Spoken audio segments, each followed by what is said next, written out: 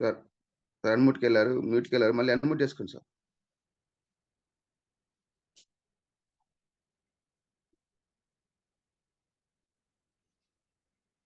Mypal sir. Good morning. Heartily welcome to Zoom session sir. Thank you so much sir. Thank you. Continue sir. All the best. Okay.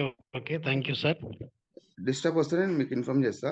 Continue చేయండి sir. Disturb అంటే కొంచెం జియోనే నాది అంటే phone problem కదా! Network problem ఉంది. ఇక last sir. వరకు ఆగితే నెట్ బాగుంటుండే గానీ చూస్తా. సార్. ట్రై చేస్తా ఖచ్చితంగా. అందరికీ అర్థమైతందుకే ట్రై చేస్తాను సెషన్ అనేది. Okay sir. కంటిన్యూ చేయండి sir. Good morning leaders. Good morning everybody. నాకు ఈ అవకాశం ఇచ్చిన పాండు సార్ అండ్ పేరు మేడంకు గుడ్ మార్నింగ్ మరోసారి. నేను ఈ వెస్టేజ్‌కు రాకముందుకు బిఫోర్ నేనేం చేసేవానంటే మెడికల్ రెప్‌గా ఒక 20 సంవత్సరాలు పనిచేశాను. సార్ నా వాయిస్ ఓకే కదా?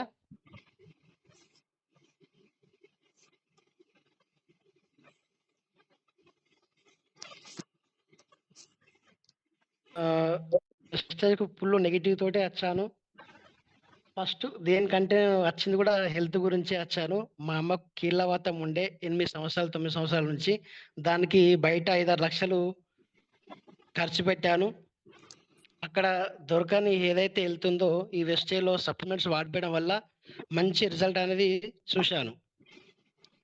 మా అమ్మ కంటే ముందు ఫస్ట్ నాకు నెగెటివ్ ఉంది కాబట్టి ఫస్ట్ నేనే వాడాలా. నేను వాడుకున్నాక మా అమ్మకి స్టార్ట్ చేపిస్తా అని నాకు ఒక 5, 6 ఇయర్స్ నుంచి సైనస్ ప్రాబ్లమ్ అనేది బాగా హెవీగా ఉండే. ఫస్ట్ సైనస్ ప్రాబ్లమ్‌కి వాడాను. తర్వాత కొంచెం పొట్ట ఉండే, గురక ఉండే. దానికి కూడా వాడుకొని రిజల్ట్ తీసుకొని కొంచెం బాగా ఈ సప్లిమెంట్స్ పైన అవగాహన తీసుకుంటూ డెప్త్‌గా ఈ మీటింగ్స్‌కి ఎళ్ళుకుంటూ ఈ నేను రిజల్ట్ తీసుకున్నాను. ఇప్పుడు నేను నెగెటివ్‌తో వచ్చాను కదా! స్టార్టింగ్‌లో నేను ఒక 10 మందికి హెయిర్ ఆయిల్ ఇచ్చినప్పుడు ఒక ముగ్గురు చాలా బాగుందని చెప్పిర్రు. 7 మాత్రం బాగా తిట్టిర్రు. ఎందుకంటే నాకు తెలుసు మెడికల్ ఫీల్డ్‌గా ఎయిర్ ఎందుకు ఊడుతుంది, దేనివల్ల ఊడుతుంది అనేది నాకు తెలుసు కాబట్టి కొంచెం నేను భయపడలే గానీ, అయితే వాళ్ళకు ఒకటే మాట చెప్పిన. ఎవరికైతే ఊడిపోయిందో మీ ఆయిల్ పెట్టుకోకండి నాకిచ్చేయండి. లేదంటే మీకు కొన్ని సప్లిమెంట్స్ చెప్తాను. దాంతో పాటు మీరు వాడుకుంటే మీకు ఆ ప్రాబ్లమ్ క్లియర్ అయితదని చెప్పి కొంతమంది దగ్గర నుంచి ఇద్దరి నుంచి వాపసు తీసుకున్న. మిగతా వాళ్ళకి ఒప్పించి వాళ్ళతోటి వాడిపించిన. ఇప్పుడు ఈ సెషన్ ఎవరైతే ఇప్పుడు నుంచి లాస్ట్ వరకు ఎవరైతే ఇంటారో వాళ్ళకి పర్ఫెక్ట్‌గా అర్థమవుతది. మీరు ఇప్పుడు బుక్కు, పెన్ను కూడా దగ్గర పెట్టుకోండి. లాస్ట్‌లో అవసరం పడుతది మీకు రాసుకోనికి కూడా. ఈ హెయిర్ ఆయిల్ చాలా మందికి లీడర్స్ అయినా, కొత్తోళ్ళకైనా, పాతోళ్ళకైనా స్టార్టింగ్‌లో ఇవ్వంగానే ఖచ్చితంగా ఎందుకు జుట్టు ఊడుతుంది, ఎందుకు కొంతమందికి బాగుంటుందనేది మీకు ఈ సెషన్ అయిపోయే వరకు అర్థమైపోతుంది. డే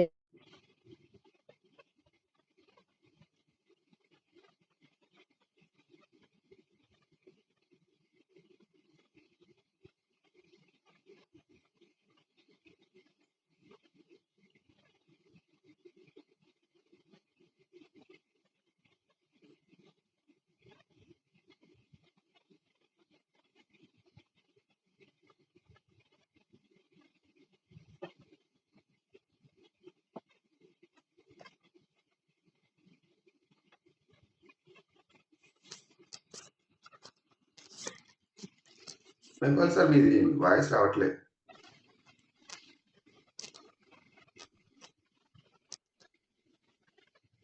అంటే నేను వేరే టాపిక్ మాట్లాడతా సార్. పర్లేదు తీసుకోండి సార్. సార్ వేరే రోజు సిగ్నల్ అదే. ప్రాబ్లం ఉందంటున్నాడు. తర్వాత రోజు ఇస్తా అంటున్నాడు. మీరు మాట్లాడండి. సరే.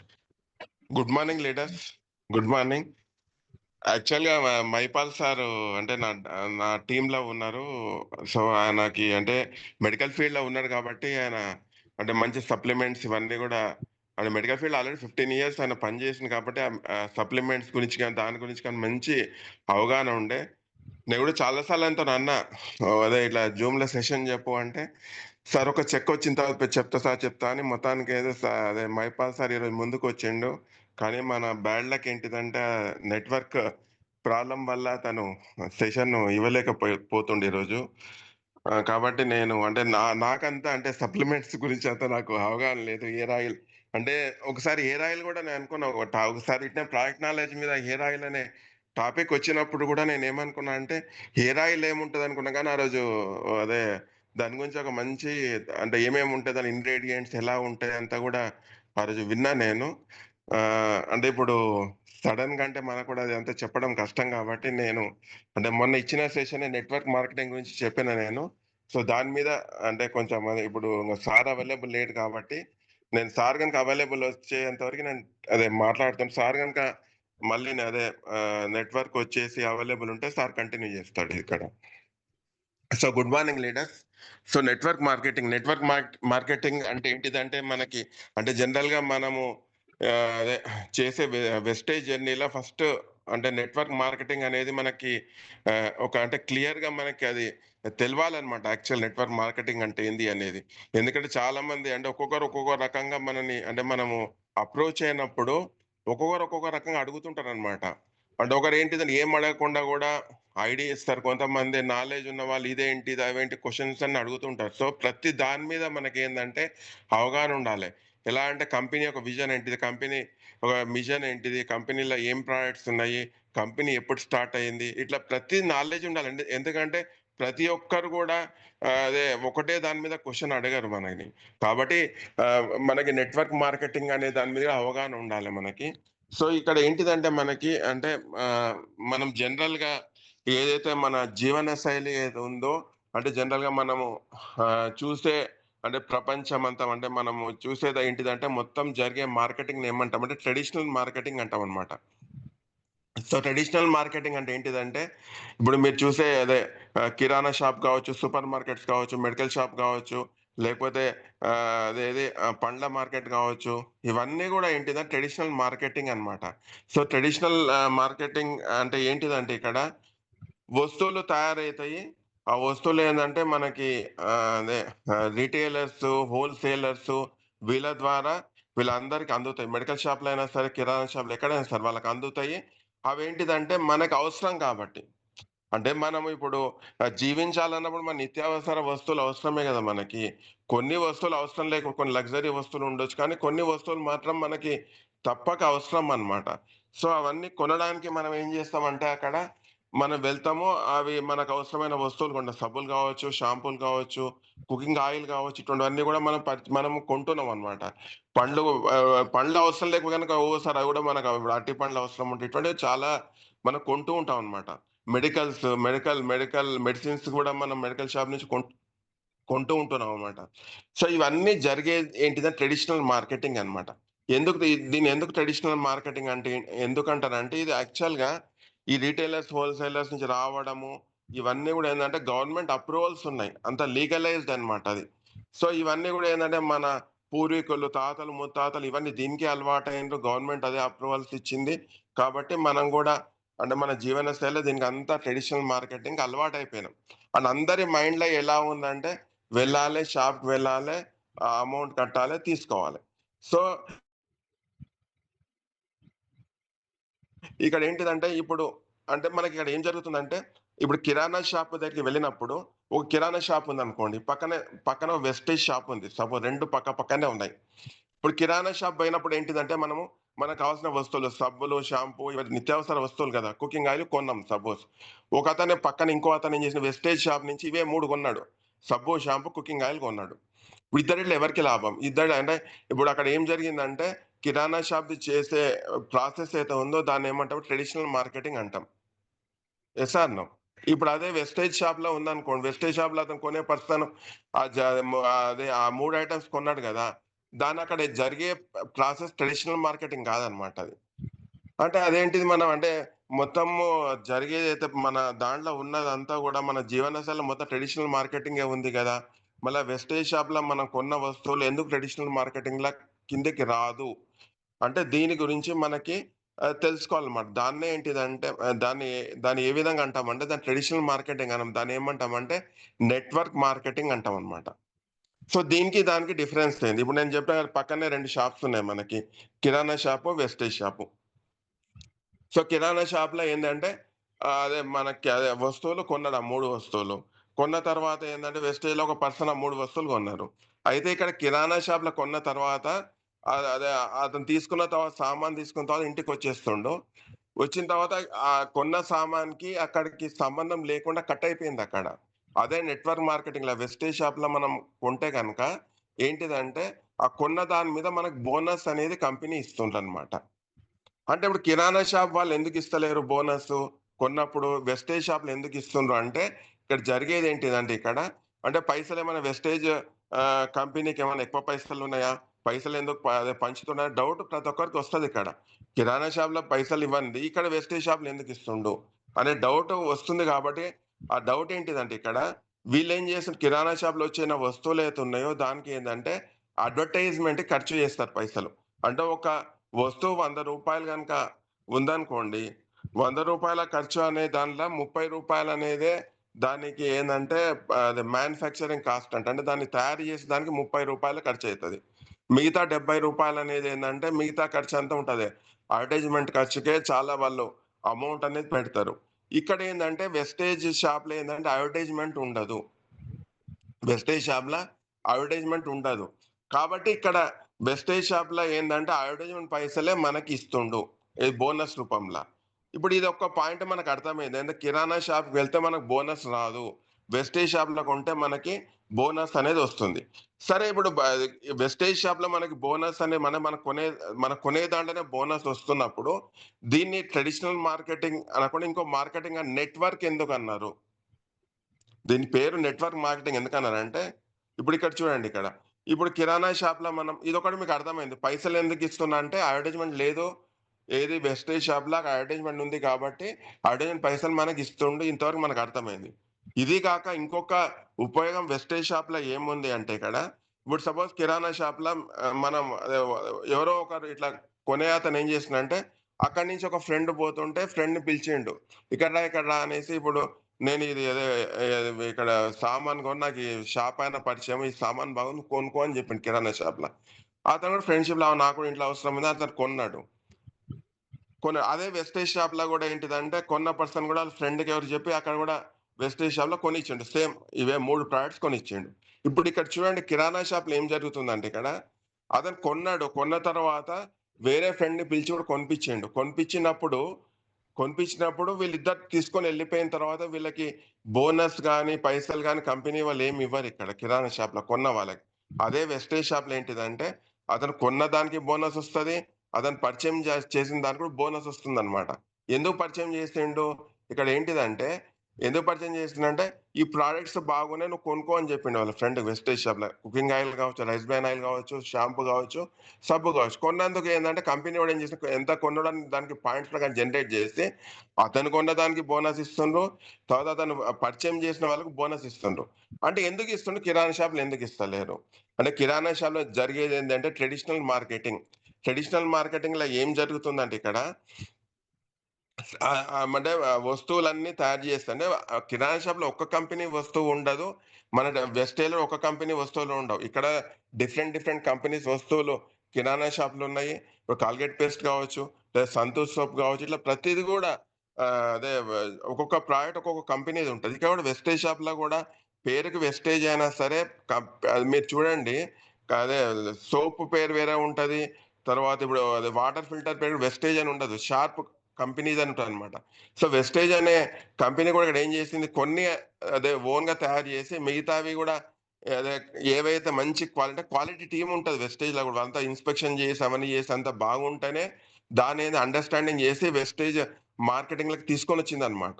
సో, ప్రతిదీ వెస్టేజ్ అని ఉండదు చూడండి. కొన్ని సప్లిమెంట్స్‌ల మ్యానుఫ్యాక్చర్డ్ బై వెస్టేజ్ అని ఉంటది. కొన్ని ప్రొడక్ట్స్ అన్నీ గూడా వెస్టేజ్ వేరే వాళ్ళతోని తయారు చేసి తీసుకుంటదనమాట.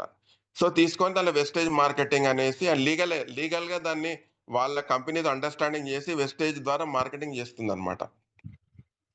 సో, ఇక్కడ ఏం జరిగిందంటే ఇక్కడ ఈ కిరాణా షాప్‌ల కొనే వస్తువుల మీద ఏందంటే అక్కడ కొనేవాడికి అదే ఫ్రెండ్‌ని తీసుకొచ్చిన పైసలెందుకు ఇయ్యరంటే అక్కడ కిరాణా షాప్‌లో వస్తువులన్నీ గూడా ఒక సెలబ్రిటీసో ఎవరో అడ్వర్టైజ్‌మెంట్ చేసిండ్రక్కడ ఆల్రెడీ. ఎవరో సెలబ్రిటీస్ ఎవరు మీరు బాగా వినండి. ఇది బాగా అర్థం కాడానికి. సెలబ్రిటీసో, క్రికెట్ ప్లేయరో ఎవరో టీవీ ద్వారానో లేకపోతే పేపర్ ద్వారానో ఏదో ప్లాట్‌ఫార్మ్ మీద వాళ్ళు అడ్వర్టైజ్‌మెంట్ చేసిండ్రు కాబట్టి అక్కడ ఏం జరుగుతుంది అక్కడ అవన్నీ కూడా అడ్వర్టైజ్మెంట్ అయ్యి ఉన్నాయి, పబ్లిక్ తెలిసింది కాబట్టి ఇక్కడ వాళ్ళకి పైసలు ఇస్తారు కాబట్టి ఇక్కడ మన కిరాణా షాప్ లా మనం కొన్న మన ఫ్రెండ్స్ ని తీసుకపోయినా ఎవరు తీసుకపోయినా అక్కడ బోనస్లు కానీ పైసలు కానీ ఏమీ రావు. అదే వెస్టేజ్ షాప్ లో ఏంటంటే మనము మన ఫ్రెండ్స్ కానీ ఎవరికైనా చెప్పడం వల్ల వాళ్ళు కొన్నా కూడా మన పాయింట్స్ యాడ్ అయ్యి మనకి ఎందుకు మనకి వస్తుందంటే పైసలు అక్కడ అడ్వర్టైజ్మెంట్ లేదు ఇక్కడ. అంటే ఎవరు కూడా అడ్వర్టైజ్మెంట్ చేయలేదు. వెస్టేజ్ ఉన్న షాప్ లో ఉన్న ప్రొడక్ట్స్ అన్ని కూడా ఏ సెలబ్రిటీస్ కానీ ఎవరు కానీ టీవీలో కానీ ఎక్కడ పేపర్లో కానీ ఎక్కడ కూడా అడ్వర్టైజ్మెంట్ చేయలేదు అక్కడ. అది చేయలేదు. మళ్ళీ చేసింది ఎవరు అక్కడ? ఎందుకు అంటే చేసింది ఎవరు చేయాలంటే మనమే చేయాలి అక్కడ. అంటే మనం కొని ఈ ప్రొడక్ట్స్ మనం వాడుకుంటాం, ఇవి బాగున్నాయి కాబట్టి 10 మందికి చెప్తున్నాం. 10 మందికి చెప్పడం వల్ల మనకేంటిదంటే కంపెనీ వాళ్ళు ఏం చేస్తున్నారంటే అక్కడ సెలబ్రిటీస్ ఇచ్చే పైసలు మనకిస్తున్నారు అనమాట. సో ఇది అన్నమాట ట్రెడిషనల్ మార్కెటింగ్ కి నెట్వర్క్ మార్కెట్ డిఫరెన్స్ ఏంటిదంటే ఇక్కడ ట్రెడిషనల్ మార్కెటింగ్ లా మనం పోయి కొంటాము, మనకు దాని మీద అమౌంట్ ఏమి రాదు, బోనస్ ఏమి రాదు. వెస్టేజ్ లా దాంట్లో మనం కొంటే కనుక మనకిస్తారు, మనం మౌత్ టు మౌత్ పబ్లిసిటీ చేస్తున్న వాళ్ళని కూడా పైసలు ఇస్తుంటారు. కాబట్టి ఇక్కడ పేరు ఎందుకు పెట్టింది ఇప్పుడు చూడండి. ఆ, ఏంటిది నెట్వర్క్ మార్కెటింగ్ అంటే ఏంటిదంటే మనము వస్తువులను కొనేసి మనం 10 మందికి చెప్పడం వల్ల టీం అనేది నెట్వర్క్ అనేది ఫామ్ అవుతుంది కాబట్టి అందుకే దీన్ని ఏమంటామంటే నెట్వర్క్ మార్కెటింగ్ అంటాం. నెట్వర్క్ అంటే ఒక గ్రూప్ ఆఫ్ పీపుల్, ఒక 2 కంటే ఎక్కువ మంది, అంతమంది ఫామ్ అయ్యి దాంట్లో బిజినెస్ కనుక జరిగితే వాళ్ళకి ఆ టీం అనేది ఆ పాయింట్స్ ద్వారా వాళ్ళ ప్లాన్ ప్రకారం కంపెనీ ద్వారా అమౌంట్ ఇచ్చేది నెట్వర్క్ మార్కెటింగ్ అంటాం అన్నమాట. అంటే చాలా మందికి ఇంకొక డౌట్ ఏమొస్తుంది అంటే ఇప్పుడు మీకు అర్థమైంది ఇప్పుడు ఏంటిదంటే ట్రెడిషనల్ మార్కెటింగ్ అంటే ఏంటి, నెట్వర్క్ మార్కెటింగ్ అంటే ఏంటిది. ఇప్పుడు మనం అందరం కూడా ఏంటిదంటే ట్రెడిషనల్ మార్కెటింగ్ పబ్లిక్ అంతా అలవాటై ఉన్నారు, అంటే పూర్వీకుల నుంచి అంతా అలవాటై ఉన్నాం. ఇప్పుడు వీళ్ళందరినీ కూడా ట్రెడిషనల్ మార్కెటింగ్ చెప్తే వింటారా? వినరు. మనం కూడా స్టార్టింగ్ మనకు చెప్పినప్పుడు కూడా మనం వినలేదు కదా నెట్వర్క్ మార్కెటింగ్ లా. అదే ఇట్లా వెస్టేజ్ కంపెనీ నుంచి జాయిన్ కామంటే మనం కూడా చాలా డిలే చేసినాము. చేసి అందరం కూడా పైన లీడర్స్ నుంచి అందరూ కూడా మీటింగ్లలో చెప్తుంటాం కదా, మేము ఫస్ట్ వినలేదు, తర్వాత అర్థం చేసుకున్నాం వచ్చినాం అన్నట్టు.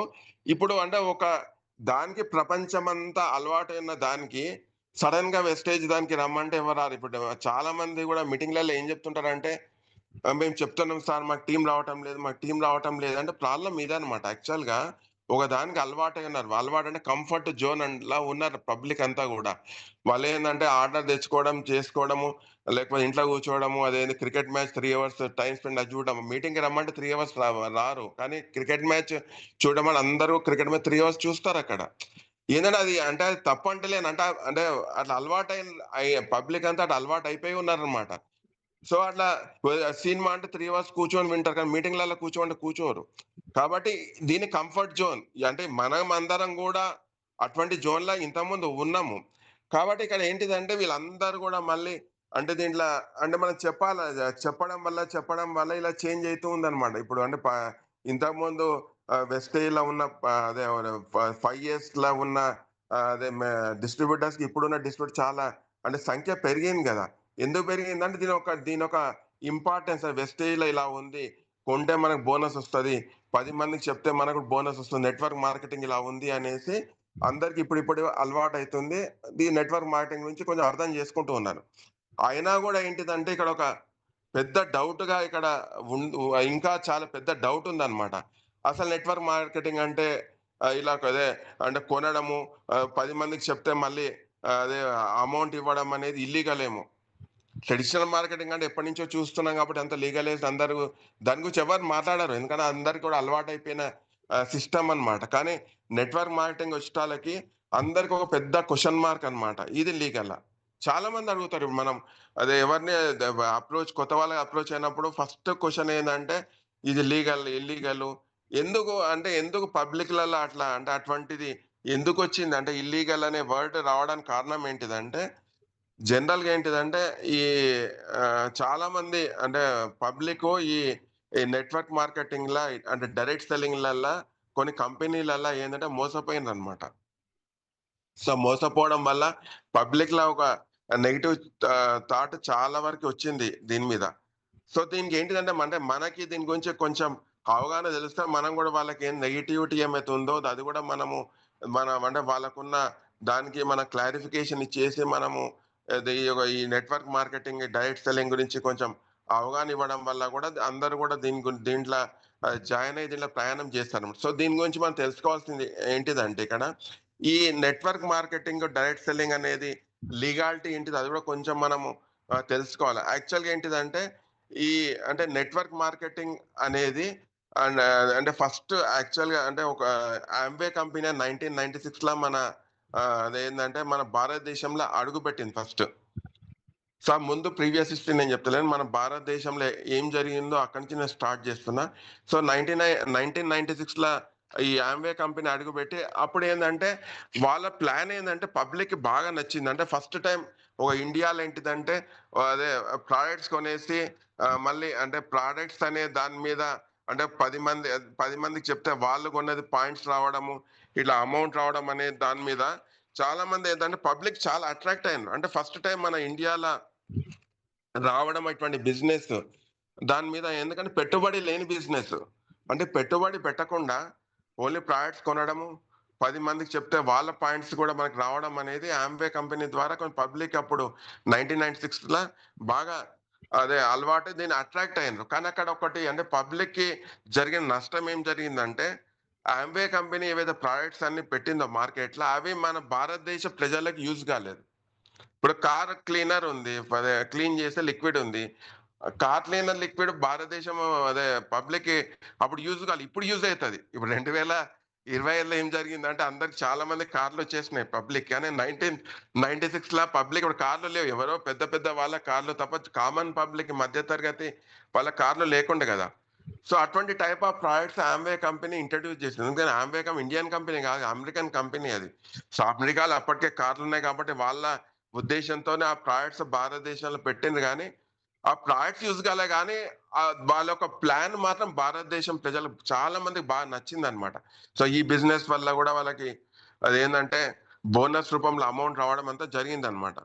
సో ఈ విధంగా అంటే 1996 లో ఈ విధంగా నెట్వర్క్ మార్కెటింగ్ అని తెలుసు కదా, ఒకరు అదే అదే పర్చేస్ చేయడం, 10 మందికి చెప్పడం వల్ల ఒక టీమ్ ఫామ్ అయ్యేది నెట్వర్క్ అంటన్నమాట. సో నెట్వర్క్ మార్కెటింగ్ అందరికీ అలవాటైంది 1996. సో ఈ విధంగా భారతదేశంలో అలవాటైన తర్వాత ఏంటంటే చాలా కంపెనీస్ కూడా ఏం చేసిందంటే అచ్చా ఇట్లా ప్రోడక్ట్ అదే పెట్టకుండా ప్రోడక్ట్ పెట్టి అంటే అవసరం లేని ప్రోడక్ట్స్ పెట్టుకుంటా కొన్ని కంపెనీస్, చాలా కంపెనీస్ భారతదేశంలో వచ్చినాయి. సో దానిలో ఏంటంటే చైన్ సిస్టమ్ అంటారు, టచ్ ఇదేంటంటే పిరామిడ్ సిస్టమ్ అంటారు, పాంజీ సిస్టమ్, ఇట్లా చాలా సిస్టమ్స్ ఏవో అని వచ్చేసి పబ్లిక్ చాలా మంది దీంట్లో ఏంటంటే మోసపోయింది అనమాట. సో ఇటువంటి టైంలో ఏంటంటే ఒక అసోసియేషన్ మనకి ఫామ్ అయింది అనమాట 1996 లో అనమాట. ఈ అసోసియేషన్ పేరు IDSA, Indian direct selling association అనమాట. So Indian direct selling association అంటే ఏంటంటే ఒక మంచి అంటే కార్యము, అంటే ఒక డైరెక్ట్ సెల్లింగ్ 1996 లో వచ్చింది కంపెనీ మన భారతదేశంలో చాలా పబ్లిక్ నందరిని అట్రాక్ట్ చేసింది.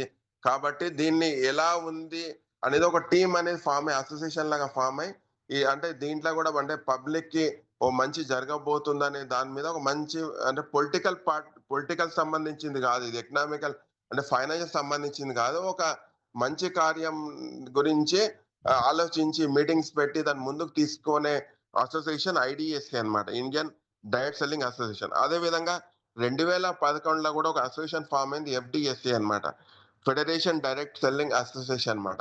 ఈ రెండు అసోసియేషన్ కూడా ఎప్పుడైతే 1996 నుంచి ముందుకు పోయి అదేదో 2011లో FDSA ఫామ్ అయిన తర్వాత వీళ్ళందరూ కూడా ఏం చేస్తున్నారు, దీనిలో మంచి ఫీచర్ ఉంది ఈ డైరెక్ట్ సెల్లింగ్ లా. సో ఈ డైరెక్ట్ సెల్లింగ్ లా అన్న నెట్వర్క్ మార్కెటింగ్ నెట్వర్క్ మార్కెటింగ్ అనేది డైరెక్ట్ సెల్లింగ్ కింద వస్తుంది అనమాట. సో ఇప్పుడు అంటే అది మొత్తం డిఫరెన్స్ నా టైంలో అంత చెప్పాను, కానీ డైరెక్ట్ సెల్లింగ్ కింద నెట్వర్క్ మార్కెటింగ్ వస్తుంది. So direct selling network marketing బాగా భవిష్యత్తు ఉంది. సో దీన్ని మంచిగా తీసుకొని దీన్ని లీగలైజ్ చేయాలనేసి ఏం చేసిందంటే వీళ్ళు గవర్నమెంట్ ని అప్రోచ్ చేయడం స్టార్ట్ చేసింది అసోసియేషన్స్, ఏది IDSA FDSA. సో అంటే చేయడం వల్ల మనకి ఏం జరిగిందంటే 2016లో మనకి 9th సెప్టెంబర్ రోజు గవర్నమెంట్ దీనికి గైడ్ లైన్స్ ఇచ్చింది అనమాట. మళ్ళీ డేట్స్ గుర్తుపెట్టుకోండి, ఎవరైనా అడిగినామని చెప్పాలి. 9th సెప్టెంబర్ 2016 రోజు నిజంగా ఏంటిదంటే అది ఒక పండుగ వాతావరణం అనుకోవాలి మనం. అంటే భారతదేశంలో ఒక పండుగ వాతావరణం ఫస్ట్ టైం గవర్నమెంట్ ఈ డైరెక్ట్ సెల్ నెట్వర్క్ మార్కెటింగ్ మీద గైడ్ లైన్స్ అనేది ఇచ్చింది. అంతవరకు ఏం లేకుండే మనకి. సో ఈ గైడ్ లైన్స్ అనేది రావడంతో మనకి ఏంటంటే చాలా మంది ఏంటంటే గైడ్ లైన్స్ ప్రకారం వచ్చా గైడ్ లైన్స్లలో అంటే కొన్ని చెప్తున్న పాయింట్స్. గైడ్ లైన్లలో ఏంటిదంటే ఒక డైరెక్ట్ సెల్లింగ్ కంపెనీ ఉంటే దాంట్లో ఒక ప్రోడక్ట్ ఉండాలి. ప్రోడక్ట్ లేకుండా ఉండొద్దు. ప్రోడక్ట్ కంపల్సరీ ఉండాలి. ప్రోడక్ట్ ఎలా ఉండాలి? రీయూస్ ప్రోడక్ట్స్ ఉండాలి. రీయూస్ ప్రోడక్ట్స్ అంటే ఏంటి? సబ్బు ఉంది, సబ్బు అరిగిపోతుంది. Cooking oil అరిగిపోతుంది. కొంతమంది అదే కొన్ని ఎట్లా అంటే ఇప్పుడు టీవీ ఉంది. టీవీ అనేది అరిగిపోదు. ఎప్పుడో 3 ఇయర్స్ 4 ఇయర్స్ 5 ఇయర్స్ తర్వాత మళ్ళీ అది కొంటుంటారు. కానీ రీయూస్ అది కూడా రీయూస్ కిందనే వస్తుంది. అట్లా ఏంటిదంటే రీయూస్ అంటే మళ్ళీ యూజ్ చేసి అంటే పర్మనెంట్ కాకుండా రీయూస్ ప్రోడక్ట్స్ ఉండాలి. మంత్లీ పేమెంట్స్ కూడా మంత్లీ అదే పేమెంట్స్ ఉండాలి. ఇట్లా వీక్లీ కాకుండా డే కాకుండా అట్లా అంటే కొన్ని ఇటువంటివి గైడ్ లైన్స్ రూపంలో 2016లో మన అదే సెంట్రల్ గవర్నమెంట్ నుంచి గైడ్ లైన్స్ అనేది వచ్చిందనమాట. సో దాని ప్రకారం ఏంటంటే కొన్ని కంపెనీస్ ఏంటంటే ఒక ప్రోడక్ట్ ఉంటే చాలు అంటే ఇది ఒక వాళ్ళు అది కూడా తీసుకొని దాన్ని కూడా మార్కెటింగ్ లో ఏంటంటే నెగిటివ్ గా కూడా చేసుకున్న కంపెనీస్ కూడా చాలా వచ్చినాయి అప్పటికి. ఏదో అంటే అవసరం లేని ప్రోడక్ట్ పెట్టడం, ప్రోడక్ట్ ఉండాలి కదా, ఏదో ప్రోడక్ట్ పెట్టడం మళ్ళీ దాన్ని ఈ డైరెక్ట్ నెట్వర్క్ మార్కెటింగ్ లాగా కొన్ని కంపెనీస్ నడిచిన దాంట్లో కూడా పబ్లిక్ చాలా మంది మోసపోయిండ్రు. సో మళ్ళీ ఏం చేసింది ఐడిఎస్ఏ మళ్ళీ ఎఫ్డిఎస్ ఏం చేసిందంటే దీని మీద గైడ్ లైన్స్ మళ్ళీ అదే ఇలా చాలా కంపెనీస్ ఈ విధంగా వస్తుందనేసి ఏం చేసింది మళ్ళీ వీళ్ళు గవర్నమెంట్ ని మళ్ళీ అప్రోచ్ కావడం వల్ల వీళ్ళు గవర్నమెంట్ ఏం చేసిందంటే మళ్ళీ దీన్ని December 28, 2021 రోజు 2021 గైడ్ లైన్స్ రూల్స్ కింద మార్చిందనమాట. సేమ్ 2016లో ఏవైతే గైడ్ లైన్స్ ఇచ్చిందో దాని రూల్స్ కింద మార్చిందనమాట. అంటే గైడ్ లైన్స్ కి రూల్స్ కి డిఫరెన్స్ ఏంటంటే ఇప్పుడు మీకు అంటే ఇప్పుడు అప్పుడు అంటే ఈ తెలిసిన విషయం అందరికి కరోనా టైంలో ఏంటిదంటే ఫస్ట్ టైం కరోనా వేవ్ వచ్చినప్పుడు ఏంటంటే మాస్క్ అనేది అదే ఏంటంటే వాడండి అని చెప్పింది. మాస్క్ వాడమని చెప్పింది గవర్నమెంట్. గైడ్ లైన్ ఇచ్చింది మాస్క్ వాడాలి, మీరు శానిటైజర్స్ వాడాలనేది అంటే గైడ్ లైన్స్ అనేది ఇచ్చింది అనమాట. కానీ రెండో వేవ్ లో ఏం చేయాలి అంటే అప్పుడు చాలా పబ్లిక్ కూడా ఏం చేస్తున్నారంటే రెండు వాడిండ్రు కానీ కొంతమంది కొంతమంది వాడలే. ఓన్లీ గైడ్ లైన్సే కదా, అది స్ట్రిక్ట్ గా ఇంప్లిమెంటేషన్ కాదు. గైడ్ లైన్స్ అంటే ఏంటంటే ఓన్లీ వాడండి మీకు మంచిదని చెప్పడం గైడ్ లైన్స్ అనమాట. అదే సెకండ్ వేవ్ లో ఏం చేసిందంటే ఇటువంటి దాని రూల్స్ కింద కన్వర్ట్ అయింది. రూల్ అంటే గవర్నమెంట్ రూల్ తెచ్చింది. రూల్ అంటే ఏంటంటే వాడకపోతే ఫైన్, వాడకపోతే లీగల్ యాక్షన్ తీసుకుంటాం అనేసి గవర్నమెంట్ అనేది రూల్ కింద వచ్చింది అనమాట. సో స్ట్రిక్ట్ గా ఇంప్లిమెంట్ చేసే రూల్స్ అనమాట, మామూలుగా చెప్పేది గైడ్ లైన్స్. సో 2016లో గవర్నమెంట్ ఏదైతే ఇచ్చిందో దాని ఏంటిదంటే అది గైడ్ లైన్స్ అంటాం అనమాట. సో 2021 వచ్చింది, ఆ గైడ్ లైన్స్ రూల్స్ కింద కన్వర్ట్ అయింది అనమాట. సో ఇది కూడా అంటే భారతదేశంలో మళ్ళీ ఒక అంటే రెవల్యూషన్ అంటే రూల్స్ కింద వచ్చింది అంటారు. అంటే ఈ కంపెనీస్ అయితే ఏవైతే ఏంటిదంటే పబ్లిక్ ఈ పిరమిడ్ స్కీమ్స్ అని ఇటువంటి స్కీమ్స్ అన్ని అవన్నీ కూడా రూల్స్ కింద వచ్చాలి. కొన్ని కంపెనీస్ అన్ని కూడా అన్ని పోవడానికి అంటే ఒక మంచి డైరెక్ట్ సెల్లింగ్ కంపెనీ భారతదేశంలో ఉండడానికి అవి సహకరించింది 2021.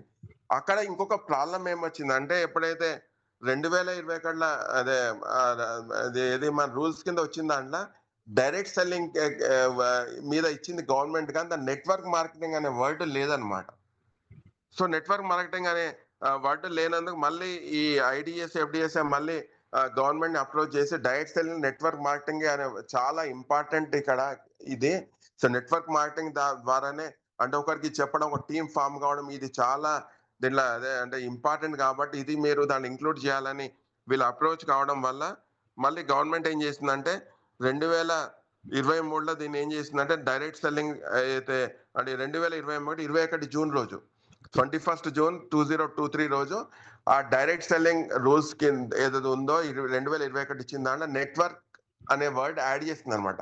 So direct selling with network అనే దాని మీద గైడ్ లైన్ గెజెట్ రూపంలో మనకి అదేంటంటే 21 జూన్ 2023లో భారత ప్రభుత్వం మనకి ఇచ్చింది అనమాట. సో లీగాలిటీ కింద మనకి 3 సార్లు గవర్నమెంట్ ఇచ్చింది. ఫస్ట్ టైం ఏంటిదంటే 2016 గైడ్ లైన్స్ ఇచ్చింది. 2021 రూల్స్ ని గైడ్ లైన్స్ రూల్స్ కింద కన్వర్ట్ చేసింది. 2023 డైరెక్ట్ సెల్లింగ్ లా నెట్వర్క్ అనే వర్డ్ యాడ్ చేసింది అనమాట. సో ఇది మొత్తం అంటే ఏంటంటే మనకి నెట్వర్క్ మార్కెటింగ్ లా ఉన్న లీగాలిటీ అన్నమాట. ఎందుకంటే మీకు తెలవాలి ఇప్పుడు ఎందుకంటే కొత్త వాళ్ళకి మీరు అప్రోచ్ అయినప్పుడు ఇల్లీగలా కాదా అన్నప్పుడు ఇవి కొంచెం మీకు ఐడియా ఉండాలి.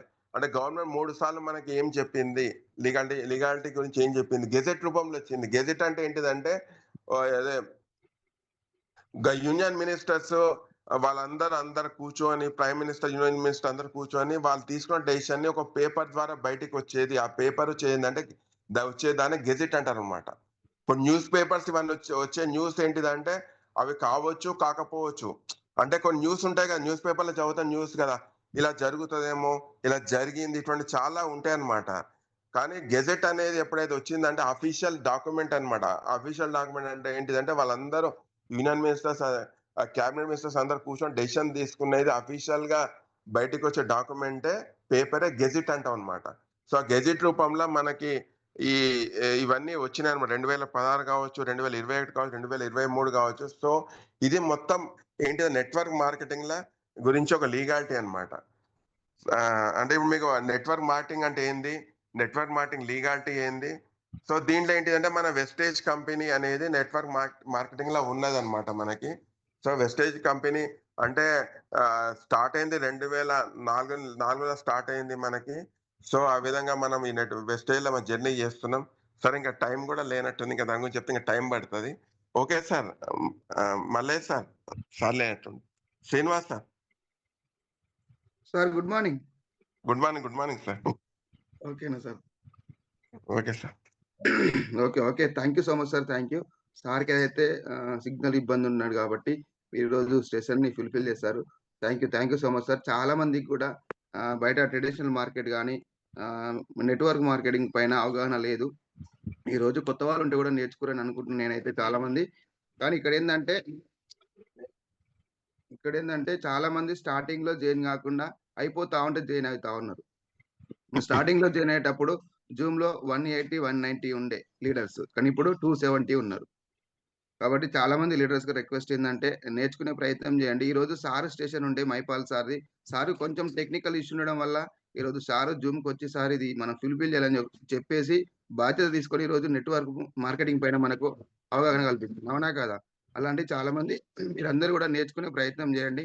నేర్చుకోండి. Thank you so much sir. ఇవే కాదు సార్, చాలా మాకు సెషన్స్ ఇవ్వాలని చెప్పేసి కోరుకుంటా ఉన్నా. Thank you sir. ఒక 2-3 లీడర్స్ ఫీడ్బ్యాక్ తీసుకుందాం సార్. Okay sir. ఓకే. ఓకేనా sir? Okay sir. Okay.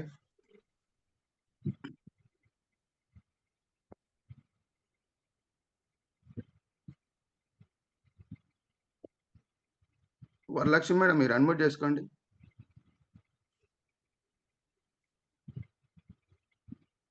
Sir good morning sir. Madam very good morning. Sir చాలా బాగుంది సార్, టెస్ట్ మనీ చాలా బాగా చెప్పారు. ఓకే. చాలా బాగుంది సార్ మీ టెస్ట్ మనీ. మీరు డిసెంబర్ కల్లా మంచి చెక్ తీసుకోవాలని కోరుకుంటున్నాను సార్. థ్యాంక్ యూ సార్ నాకు ఈ అవకాశం ఇచ్చినందుకు. Thank you.